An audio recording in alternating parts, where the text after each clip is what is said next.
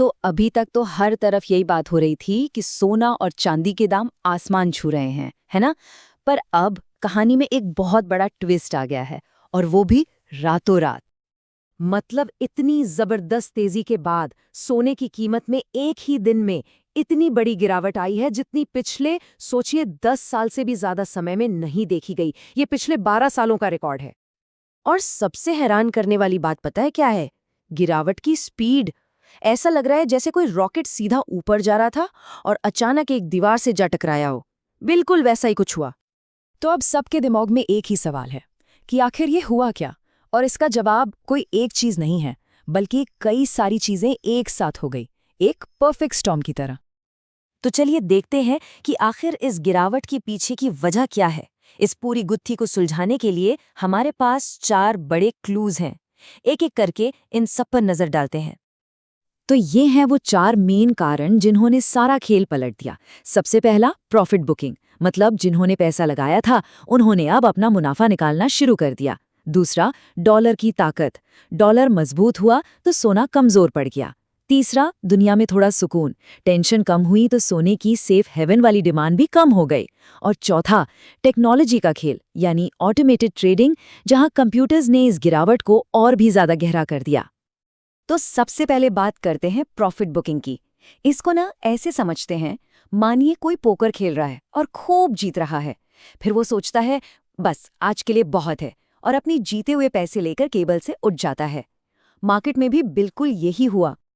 और इसके बाद आता है सेफ हेवन डिमांड वाला फैक्टर। देखिए, जब भी दुनिया में टेंशन बढ़ती है, कोई आर्थिक संकट आता है, तो लोग सोने में इन्वेस्ट करते हैं। इसे एक सुरक्षित तिजोरी की तरह माना जाता है। लेकिन जैसे ही हालात थोड़े बेहतर हुए, अमेरिका चीन का टेंशन थोड़ा कम हुआ, लोगों ने इस तिजोरी से पैसा निकालकर स्टॉक मार्केट जैसे रिस्की एसेट्स में डालना शुरू कर दिया। अब बात करते हैं डॉलर की। देखिए, इनका रिश्ता आमतौर पर उल्टा चलता है। जब यूएस डॉलर मजबूत होता है तो जिन देशों की करेंसी अलग है उनके लिए सोना खरीदना महंगा हो जाता है, तो नेचुरली डिमांड कम हो जाती है। इस हफ्ते डॉलर थोड़ा स्ट्रांग हुआ और इसका सीधा असर गोल्ड की कीमतों पर पड़ा, वो और नीचे आ गईं। और हाँ, एक और बहुत जरूरी फैक्टर है, टेक्निकल ट्रेडिंग। आजकल की मॉडर्न ट्रेडिंग ने ना इस आग में घी का काम किया। हुआ ये कि जैसे ही गिरावट एक खास लेवल तक पहुंची, कंप्यूटर में सेट किए हुए ऑटोमेटेड ट्रेडिंग सिस्टम्स ट्रिगर हो गए और उन्होंने बिना सोचे समझे धड़ाधड़ बिकवाली शुरू कर दी। इससे हुआ ये कि जो छोटी सी गिरावट थी वो एकदम से बढ़कर सुनामी जैसी बन गई। अच्छा, तो अब हमें ये तो समझ आ गया कि ये गिरावट आई क्यों। पर सवाल ये उठता है कि क्या ऐसा पहली बार हो रहा है या फिर हिस्ट्री खुद को रिपीट कर रही है। चलिए थोड़ा पीछे जाकर देखते हैं। अगर हम हिस्ट्री पर नजर डालें तो एक पैटर्न साफ दिखता है। जब भी गोल्ड में जबरदस्त तेजी आती है, उसके बाद ऐसी बड़ी गिरावट आना कोई नई बात नहीं है। हालांकि 1979-80 में जो 70% की गिरावट आई थी, वो आज भी एक रिमाइंडर है कि गोल्ड कितना ज्यादा वॉलेटाइल हो सकता है। और एक्सपर्ट्स भी इसी तरफ इशारा कर रहे हैं।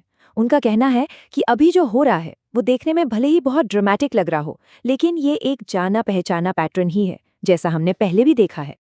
तो इतने उतार चढ़ाव का एक आम इन्वेस्टर के लिए क्या मतलब निकलता है? क्या इसे एक अपॉर्चुनिटी समझा जाए या ये एक वार्निंग साइन है? देखिए, इसका जवाब इस बात पर डिपेंड करता है कि कोई किस तरह का इन्वेस्टर है। जो लॉन्ग टर्म सोचते हैं उनके लिए फंडामेंटल्स अभी भी मजबूत हैं, ये बस एक शॉर्ट टर्म वॉलेटिलिटी है। लेकिन जो शॉर्ट टर्म ट्रेडर्स हैं उनके लिए ये मार्केट बहुत ज्यादा रिस्की हो गया है। और हाँ, जो फिजिकल गोल्ड खरीदने का सोच रहे थे, जैसे भारत में, उनके लिए ये डिप एक मौका हो सकता है। तो अब आते हैं मिलियन डॉलर क्वेश्चन पर। आगे क्या होगा? यहाँ से मार्केट किस तरफ जाएगा? एक्सपर्ट्स के हिसाब से यहाँ से 3 पॉसिबल सिनेरियोज बन सकते हैं। बेसिकली मार्केट अभी एक चौराहे पर खड़ा है। पहला सिनेरियो है रिकवरी का।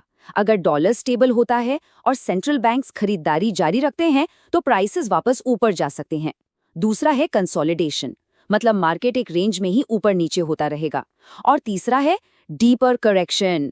अगर गोल्ड $4000 के इम्पोर्टेंट लेवल से नीचे टूटता है तो एक बहुत बड़ी गिरावट भी आ सकती है।